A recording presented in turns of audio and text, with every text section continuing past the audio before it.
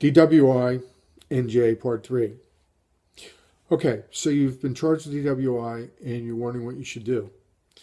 First question you've got to ask yourself is, am I willing to do what it takes to defend myself against these charges? And what do I need to do to accomplish that? Well, I would respectfully suggest to you that you need help. These are not easy cases. This is not like a speeding ticket or an improper passing ticket. This is serious business. The state is very adamant and unyielding about resolving these cases in a way that is less than a conviction for DWI.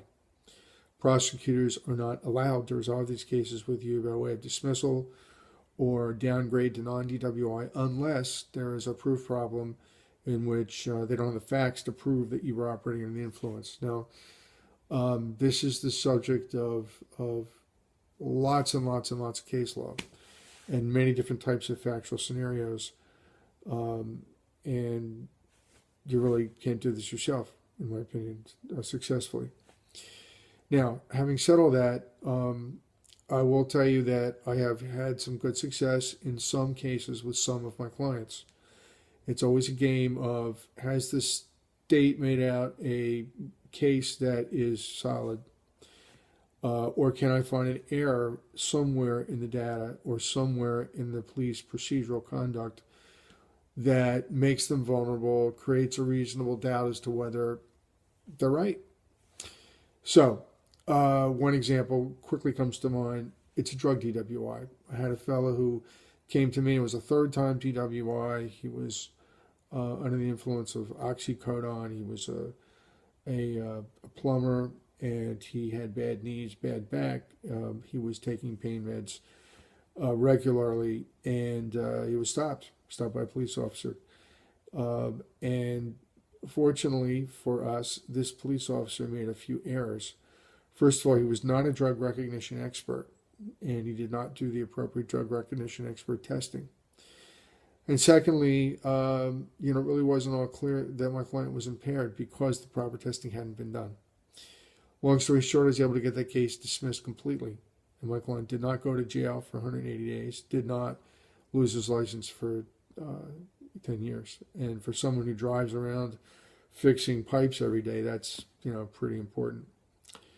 I had another DWI in Howell, someone who had a very high BAC. She had a .38, and it was the second time, so she was in real trouble. Only trouble is the facts didn't help the police. Someone called in her vehicle as being operated in an erratic way. When the police went out to find it, and they did find it, but she was sitting on the curb. The keys were in her pocketbook. They took her down to the station to do an alco test. She did blow a very high .38, but the breath test operator, for some inexplicable reason, failed to sign the alcohol influence report, which is the document the alco test spits out, which is a synopsis of all the findings and comes up with a reading, which is what gets you convicted. He didn't sign it.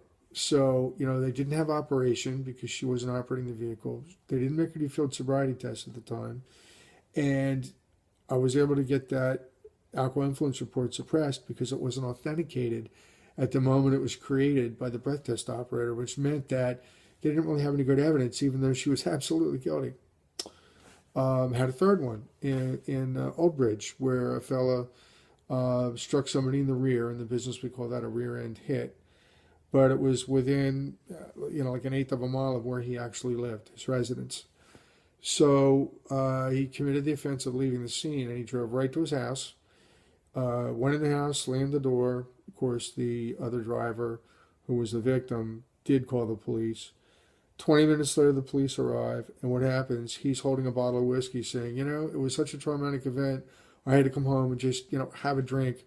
Or two or three, and, this all happened after I went into my house. I won that case. We had to go to court 4 or 5 times on it, but in the end, they weren't prepared to try it, and my client didn't, actually, he did lose his license for 30 days. It was reckless in 30, but no conviction for DWI. So that's the kind of thing that can be done if the facts are right. But again, you're always looking for facts which undercut the state's ability to prosecute. Because why? Because the machine or the drug recognition expert is their star witness, and it's a pretty powerful presentation when they're right. So anyway, that's the situation. If you've been in one of these charges and you've got a problem, give me a call. My name is Stephen A. Gravatt. My telephone number is 732-337-7922. That's 337-7922. And my website is www.njdwicriminaldefenseattorney.com. Thank you, and have a nice day.